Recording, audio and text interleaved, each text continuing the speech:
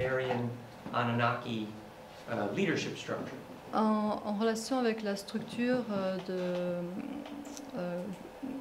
gouvernementale des Anunnaki, des Sumériens. We have Virgil's Aeneid. Les Énéades de Virgile. And in Hopi, the nine is called the Peshmetan.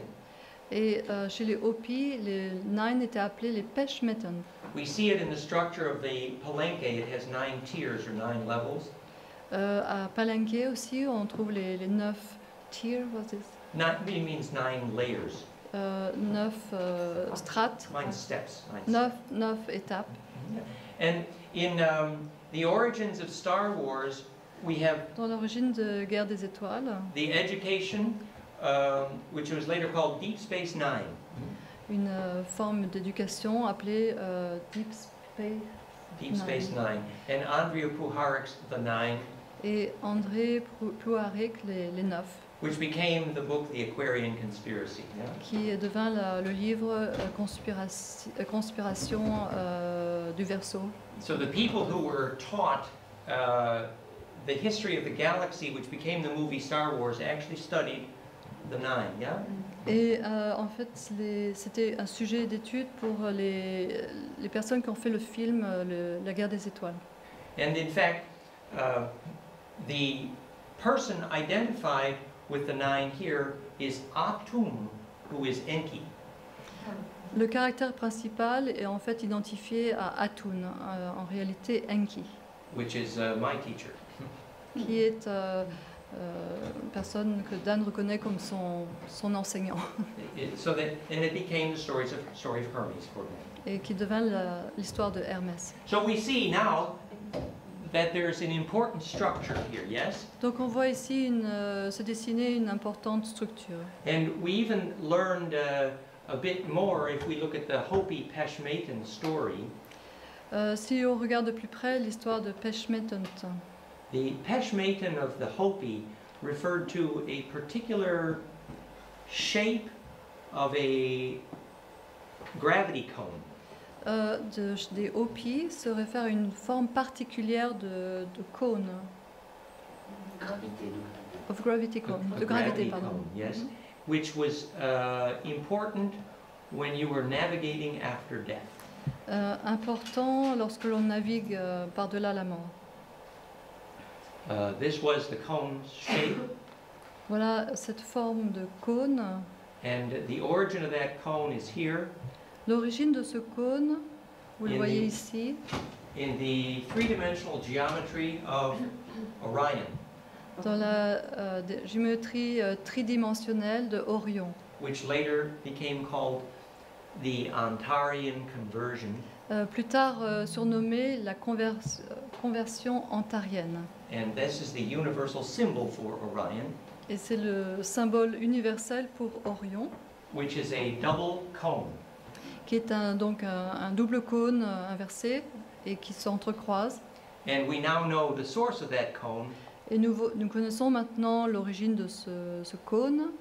It is the geometry of the stellar masses of the body of Orion. Ce sont la géométrie des masses stellaires de Orion. Which became our word Yod, He, Voh, He, Yahweh. That's where the word comes from. It's the two cones, yes? Qui sont apparentés au mot Yod et Wohe de Yahweh en hébreu. Which then became the flag of Israel and Alpha Draconis. Est devenu par la suite l'étoile, le drapeau d'Israël et d'Alpha du dragon. Alpha Draconis, yeah. And this is the shape of that cone. Voilà la forme de ce cône. You have Orion at the midheaven. Orion au milieu du ciel. And here you have the solar system. Ici vous avez le système solaire. And you have Pleiades and Sirius.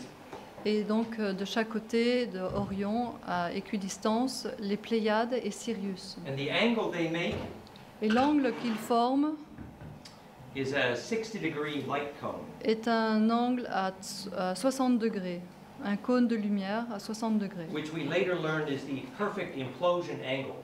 Que nous apprendrons par la suite est l'angle d'implosion parfait. Which, for example, if capacitors were arranged they would then make gravity. Par exemple, si on établit des condensateurs sur cette structure à 60 degrés, on obtient un instrument de fabrication de la gravité. As, for example, DNA makes gravity that way. C'est ainsi que l'ADN procède pour créer aussi la gravité. So, this conic angle Donc cet angle conique creates implosion, which is suction for charge, crée de l'implosion, qui est une aspiration de la charge, which is called gravity. appelée gravité. And this gravity wind here into the solar system Et ce vent de gravité dans le système solaire was called Peshmetan by the Hopi, était donc surnommé Peshmetan par les Hopis, which became our famous television series Deep Space Nine. qui a été notre série télévisée, je sais pas, Deep Space Nine. Yeah. And essentially it means that if your planet is located next to the wormhole, Ce qui signifie que si notre planète est dirigée dans ce wormhole, dans ce trou noir, en fait, ce vortex, the black hole, yeah, that you make the big bucks, you get a good salary, you make good money. c'est là où on peut faire des affaires. because this is a transport device. Parce que c'est un instrument de transport. And if you've ever talked to a shaman who has seen through the sun, Si vous parlez avec un chaman qui a pu voir à travers le soleil, they know what this road in the sky looks like, yeah? ils connaissent ce chemin à travers les étoiles. So this is hinting at advanced dying instructions, yeah? C'est un aperçu comment procéder au moment de la mort. Because as your attention, which is your electrical center of gravity, Tandis que notre attention, qui est notre centre de gravité, and this is how gravity is made, et c'est ainsi que la gravité se fabrique, self-similarity is the cause of gravity. L'autosimilitude est la cause de la gravité. So you take the center of gravity of your heart, Donc vous partez du centre de gravité de votre cœur, which creates acceleration for charge, qui produit de l'accélération de la charge, sometimes called gravity, parfois appelée gravité. and you track that then to the center of gravity of Earth, Donc vous vous dirigez ce centre de gravité au niveau du cœur vers celui du cœur, le centre de gravité de la Terre. This is more than a lucid dream, it's a successful death. Yeah. C'est plus qu'un rêve lucide, c'est une mort réussie. And then you take that to the heart of the sun, Transporter cela à partir donc du centre de gravité de la Terre au centre de gravité du Soleil. and we'll later see that the eye of the sun is an organ of perception. Et nous allons nous rendre compte par la suite qu'en fin de compte, le cœur du Soleil, le noyau du Soleil, est comme un organe de perception. So here we're hinting at some advanced work about understanding death as a shamanic projection.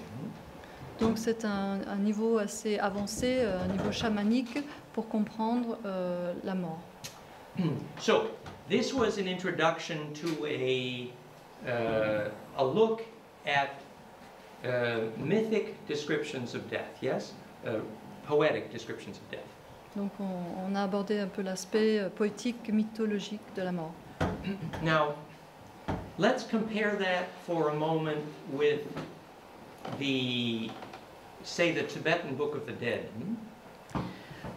Comparons cela maintenant avec le livre, par exemple, le livre des morts tibétains. In the Tibetan Book of the Dead, it becomes evident that there's a critical timing after death for certain events when the spirit leaves the body. Il semble que certains moments clés soient importants